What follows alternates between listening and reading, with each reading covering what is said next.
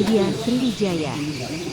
Polsek Gandus Palembang berhasil mengamankan seorang pemuda yang diketahui bernama Febrian Syah alias Otong, 20, karena lalai menyebabkan peluru senapan anginnya membuat seorang bocah MF, 14, tewas setelah sempat 1 minggu dirawat di rumah sakit. Tersangka Febrian Syah alias Otong, warga Talangkepuh Kelurahan Gandus Palembang ini, diamankan bersama dengan senapan angin yang digunakan untuk menembak burung saat berada di rumah sakit Gandus Palembang saat menemani korban mendapatkan perawatan. Kapolsek Gandus Palembang, AKP Wanda Dira Bernard, membenarkan peristiwa tersebut dan langsung mengamankan tersangka yang memang saat itu berada di rumah sakit setelah adanya laporan dari pihak keluarga korban sekitar pukul 22 WIB usai kejadian.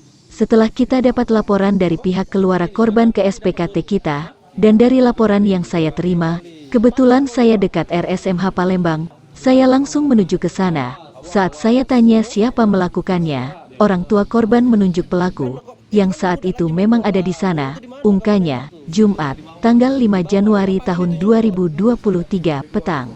Kejadian berawal, hari Rabu tanggal 28 Desember tahun 2022, sekitar pukul 17.30 WIB, tersangka Febrian Syah pergi hendak menembak burung dengan menggunakan senapan angin. Saat itu korban MF, 14, sedang main bola di lapangan. Saat itu tembakan tersangka mengenai korban pada bagian kelopak mata sebelah kanan yang mengakibatkan korban luka berat.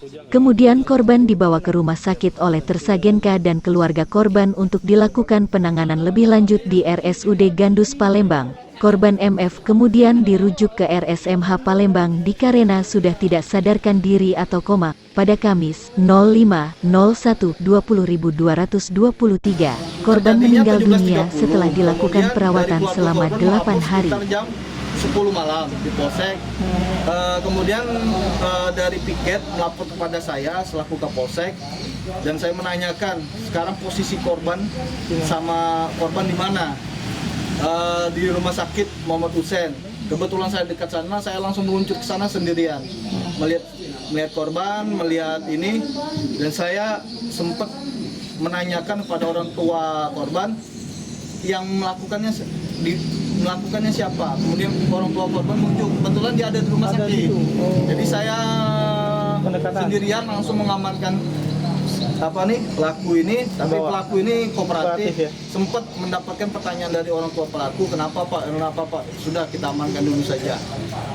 Seperti itu, jadi kemudian setelah anggota kami turun, ini kita amankan di rumah sakit Muhammad Hussein. Dari pengakuan keluarga, dari ya, dia ternyata ngikut antar ke rumah sakit juga. Nah, berarti dia diamankan saat berada di rumah sakit. Di rumah sakit. Nah, dari pihak keluarga sendiri, bang, ini mau memperpanjang atau gimana, bang?